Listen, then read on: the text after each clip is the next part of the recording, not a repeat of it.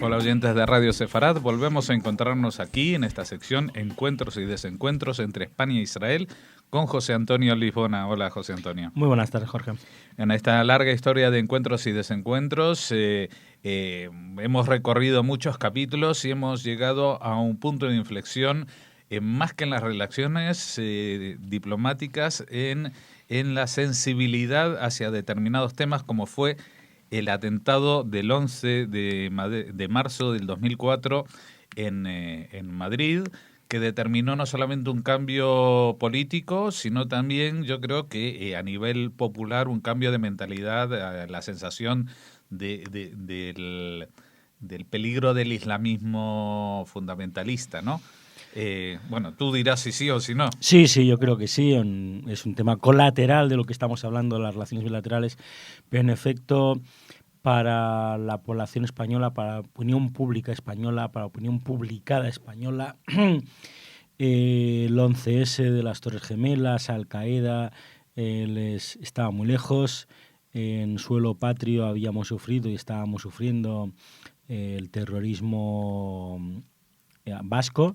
Sin embargo, no es así de cierto. Pues no directamente en objetivos españoles o nacionales, pero España sí que había sido objetivo de terrorismo radical palestino o radical islámico. No nos olvidemos que en el 85 ya había habido un atentado que nunca se ha aclarado, aunque más o menos ya se sabe que era de corte islámica musulmana, que es el del Descanso, en 1985.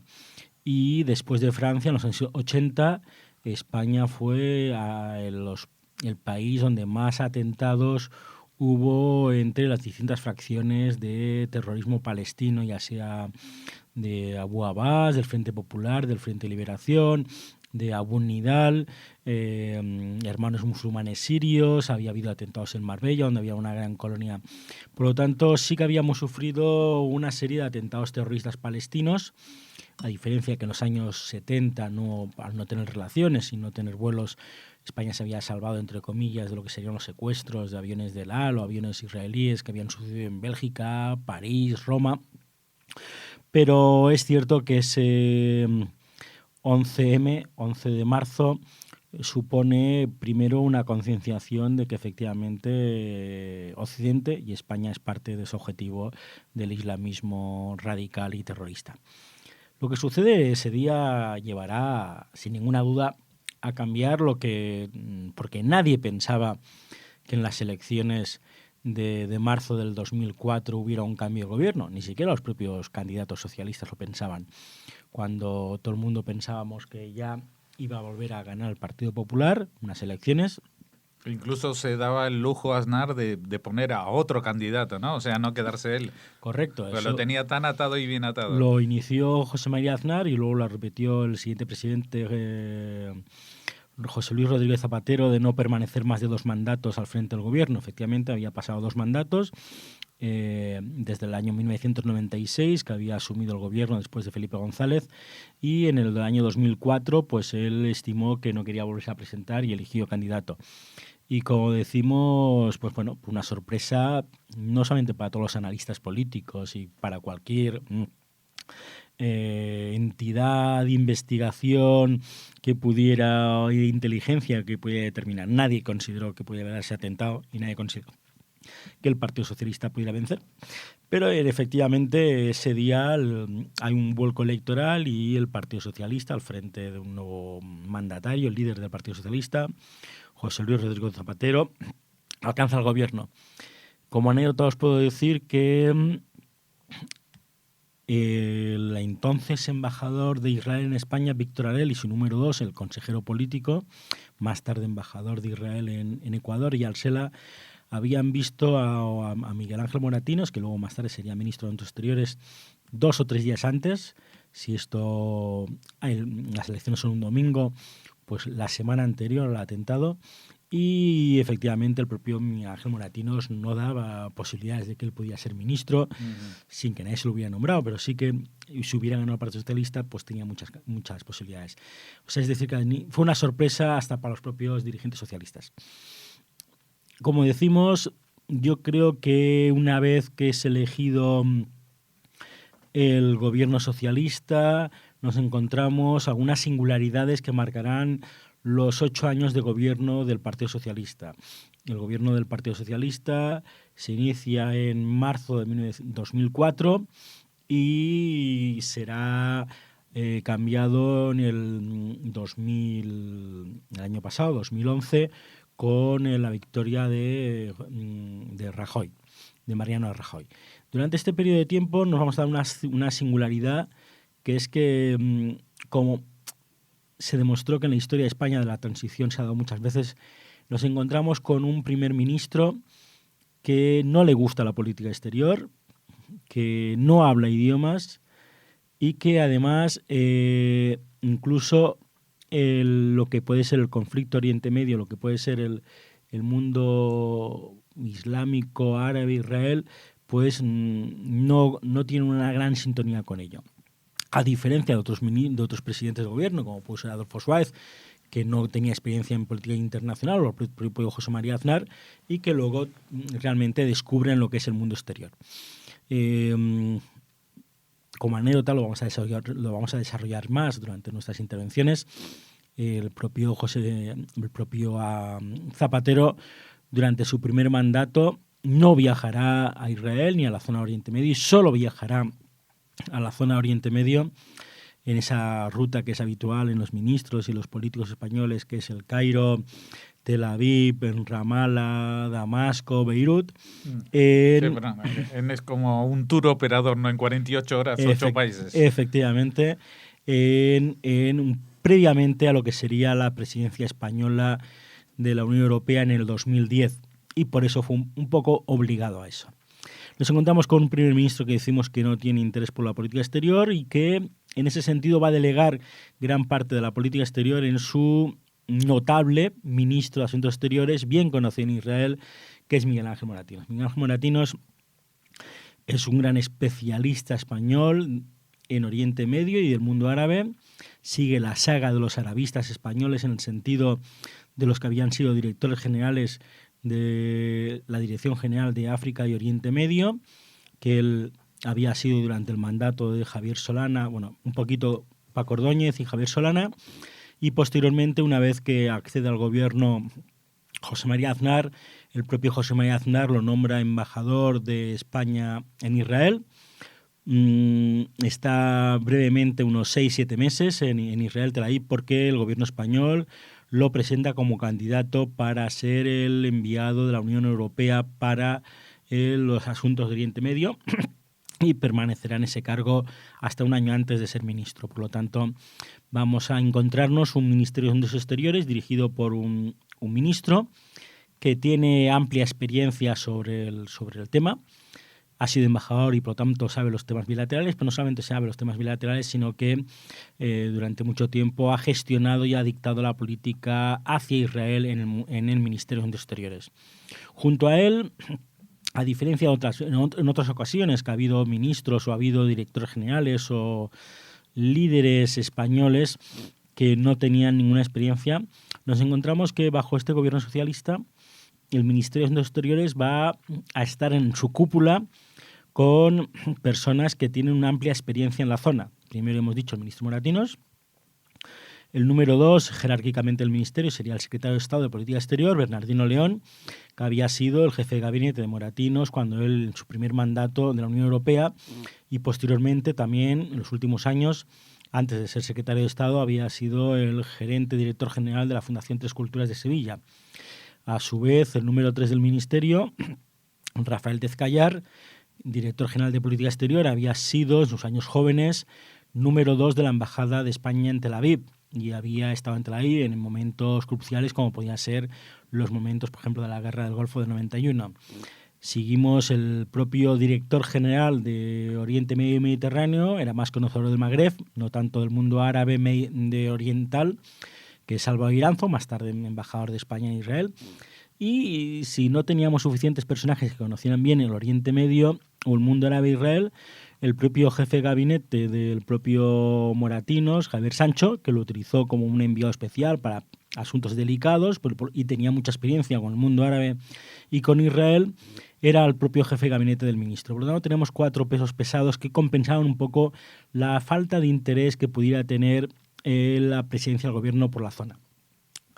Desde todas formas, desde el primer momento, Israel no confía que al frente de nuestra diplomacia, de nuestras relaciones internacionales, tengamos gente tan preparada, con tantos conocimientos de lo que sería el mundo árabe, lo que sería el conflicto y lo que sería Israel, puesto que una de las primeras decisiones que toma el presidente Zapatero es poco comprendida en el mundo occidental porque primero no fue consensuada con los aliados, segundo porque fue precipitada tal vez, que es la decisión de retirar a las tropas españolas de Irak. Es cierto que había sido una promesa electoral, pero una vez cuando uno alcanza el gobierno, las promesas electorales se pueden gestionar de esta forma.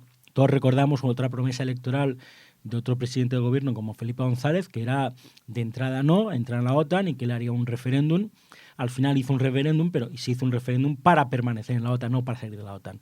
En este caso concreto, a los cabos de pocos días de alcanzar el gobierno, el presidente Zapatero toma la decisión de retirar a las tropas, con lo cual para Israel y para el mundo occidental es un choque. Primero, porque se asume que el nuevo gobierno de España ha sido chantajeado por el terrorismo.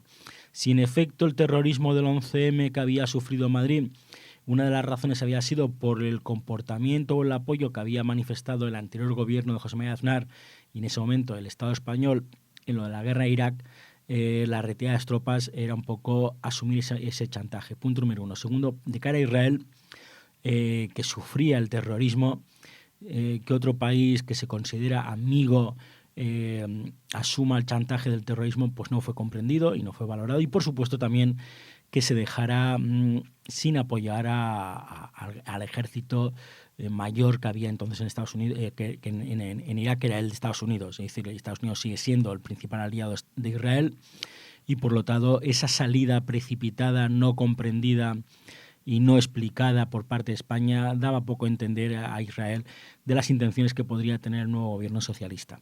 Es más, el propio Zapatero, antes de ser presidente, cuando era un candidato bastante gris, en aquel desfile del 12 de octubre, que no se puso de pie como todos hacían al paso del ejército de Estados Unidos, ya un poco lo marcaba con una personalidad que de pronto podía tener este tipo de desplantes que podrían interpretarse como de extrema izquierda en un momento dado, ¿no? Sí, tanto de extrema izquierda no, pero sí de posiciones, digamos, populistas. Yo creo que más que de extrema izquierda, lo que sí se podría decir que eran actuaciones populistas dirigidos a un electorado y poco comprendido por los aliados. España está integrada en la Alianza Atlántica Norte, estamos integrados en los mecanismos políticos de la Unión Europea y por lo tanto no se comprendía. Este gobierno que toma esa decisión, que sin consultar y sin informar, da mucho que pensar para lo que luego será. Es decir, esto que acabo de decir de que las decisiones que toma el gobierno español muchas veces no son consultadas o no son más que consultadas, porque en ocasiones no tienen por qué ser consultadas, pero sí informadas, será una tónica habitual en las relaciones España-Israel durante el periodo, sobre todo el primer periodo, 2004-2009, de las relaciones bilaterales España-Israel, puesto que ese grupo que he dicho yo de tótems y grandes mandatarios que dirigen la política exterior tomarán muchas medidas, en muchos casos de iniciativas de paz, con otros países como pueden ser la Siria, que entonces estaba muy perseguida y condenada no solamente por Estados Unidos, sino también por la propia Francia, después del atentado y la muerte del presidente Hariri en Líbano. Es decir, Israel echará en falta que este aliado de Occidente, ese aliado con un país como Israel, no informe más de sus acciones. Uh-huh. Israel tendrá tres... De todas maneras, José Antonio, hay una cosa que igual por la cercanía de estos hechos que estamos hablando, pues yo recuerdo bastante bien la sensación cuando hablabas con alguien de la diplomacia israelí. Para los israelíes, el gobierno de Zapatero era un gobierno bastante amigo porque era muy distinto lo que ellos recibían en respuesta cuando venían los emisarios españoles ahí, incluso moratinos, ahí les hablaba y les vendía y de todo, y luego lo que Zapatero hacía para consumo interno, ¿no? Yo creo que eso lo dirían con la boca pequeña, porque yo que he podido hablar con casi todos los interlocutores y he podido leer algunos de los cables que se hicieron sobre España, solo hay que, igual que he dicho que se sorprendió el propio Moratinos 2 días antes, 3 días antes de que fueran elegido primer ministro de Asuntos Exteriores, cabe una anécdota. El número 2 del ministerio, Bernardino León, si el gobierno toma posesión un mes más tarde, al segundo día de ser secretario de Estado de Política Exterior, informa a la embajada israelí que va a hacer un viaje a Ramallah para ver y escuchar un concierto de Daniel Barenboim en su famosa orquesta palestino-israelí. Cosa que no era de extrañar, puesto que él al frente de la Fundación Tres Culturas se había apoyado con mucho dinero y habían apoyado ese tema. Lo que no podía entender y no podía comprender, y se quedó una gran sorpresa el gobierno israelí, la embajada israelí y tal vez todos los que aquí nos encontrábamos, es cuando una vez que estaba en Ramallah no solamente va a escuchar, que me parece muy bien que se vaya a escuchar a la orquesta del diván de Daniel Barenboim, sino que aparece fotografiado y va a ver a Yasser Arafat. Es decir, el gobierno israelí dice, pues si esto va a ser, es decir, si a los 2 días de alcanzar el gobierno los nuevos mandatarios de la política exterior española, si no nos mienten, no nos dicen toda la verdad, pues vamos a sospechar ya de ellos. Y la verdad no le falta razón. En la política exterior española en ese momento pensemos que el gobierno español va a tener que gestionar con 3 primeros ministros distintos, con Sharon, con Olmert y con Netanyahu. Serán los 3 primeros ministros que tendrá Zapatero y que tendrá primero el ministro Moratinos y posteriormente la ministra Trinidad Jiménez. El ministro Moratino sabe perfectamente que durante su mandato va a haber conflicto en Oriente Medio y que ese conflicto va a llevar a que España tenga posiciones encontradas frente a Israel. Estamos hablando de la época de la Segunda Intifada, en el año 2004 ya. Al final de la Segunda Intifada, sí, efectivamente. Entonces, como sabe que no va a poder tener una posición cercana a Israel en los temas del conflicto palestino, sí que diseña una plataforma diciendo de compensación. Como he dicho en varios de los capítulos anteriores, en la política exterior española, a diferencia de la política bilateral o hacia Oriente Medio de Francia, que es más bien de doble juego, la española, más que doble juego, es de compensación y balanceo en las balanzas, un gesto hacia un lado y un gesto hacia el otro. Por lo tanto, él considera que, dado que mis relaciones con Israel no van a ser buenas, aunque luego serían malas, no van a ser buenas, vayamos a hacer gestos hacia un colectivo que es el mundo judío. Y efectivamente existe una edad de oro en las relaciones del Estado de España perdón, hacia el mundo judío español y el mundo judío internacional. No hay que olvidar que en este gobierno y el ministro Moratinos es el que desarrolla la creación de la Casa Sefarat Israel, es también el que aplica los mecanismos que se habían instaurado en las Naciones Unidas y posteriormente en la Unión Europea para señalizar el día 27 de enero como el día de que se conmemora el Holocausto y los crímenes de lesa humanidad. Y no solamente eso, que podía haber sido haberse hecho cada año un homenaje o un acto muy simbólico con poco realce, pero hay que decir que el primer año que se hace asistieron los reyes de España, asiste el primer ministro como Zapatero. Por lo tanto, se le quiere dar un alto realce a la fecha del 27 de enero. Hemos dicho Casa Sefarat, la conmemoración del 27 de enero. No olvidemos que una vez que el gobierno socialista accede al gobierno, intentan y consiguen que España sea sede de una organización internacional, que es la OSCE, la Organización de Seguridad y Cooperación Europea, que tendrá su primer congreso sobre antisemitismo en Córdoba, como anfitrión del gobierno español. A su vez también, no solamente tenemos un organismo dentro de nuestro Ministerio de Exteriores, como es la Embajada en Misión Especial ante las organizaciones y organizaciones y comunidades judías, sino que también se decide que España tiene que integrarse en lo que sería la Task Force, que es una organización internacional oficial en memoria del Holocausto, y que se logra entrar en esta organización en época de Moratinos. Ujú. También... Bueno, es que esto que estás diciendo, perdona que me salga un poco del contexto, pero es algo que realmente me recuerda, por ejemplo, a la política editorial del periódico El País. O sea, Israel no, el mundo judío sí, y especialmente el Holocausto. Homenaje a todos los judíos muertos, pero con los judíos vivos tenemos algunos problemas, ¿no?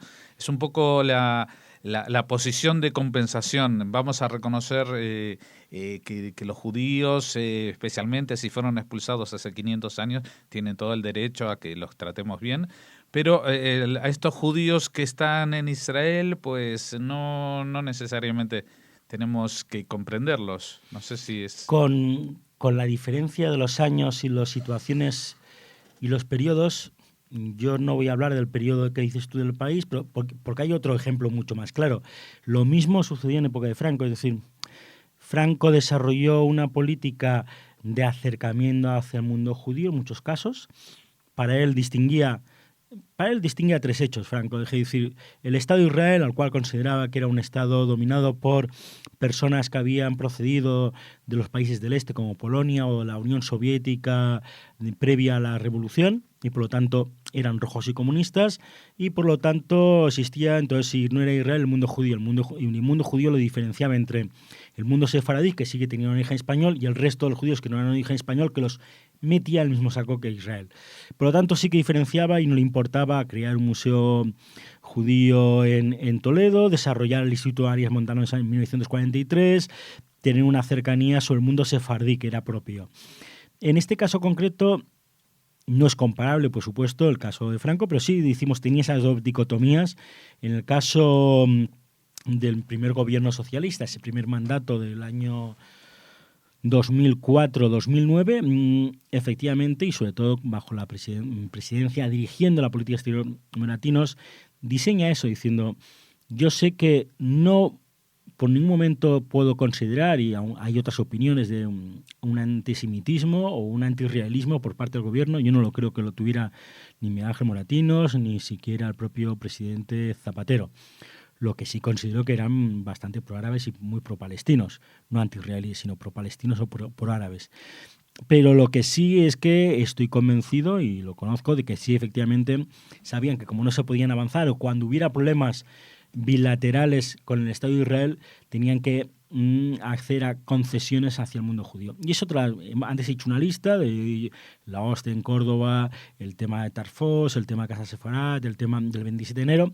También es cierto que en ese periodo el gobierno español y el Ministerio de Justicia, bien forzado y impulsado por el ministro Moratinos, se conceden bastantes nacionalizaciones a judíos de Venezuela, porque ya comienza el tema del chavismo. Por lo tanto, es una situación. Esa situación conlleva a que se cree el propio Moratinos o el Ministerio de Exteriores que eso va a compensar los roces que se tengan con Israel, cosa que no va a ser así. En el primer mandato de Moratinos nos encontramos con una persona que él lo conoce perfectamente, como es Ariel Sharon, y eso también tendremos que ver a Moratinos y al Ministerio Español de Asuntos Exteriores cuando accede al gobierno en Israel. La opinión pública israelí y la opinión publicada de Israel, los periódicos y la diplomacia israelí, no ven a Moratinos como el enviado de la Unión Europea que ha estado en Israel, sino como ministro español.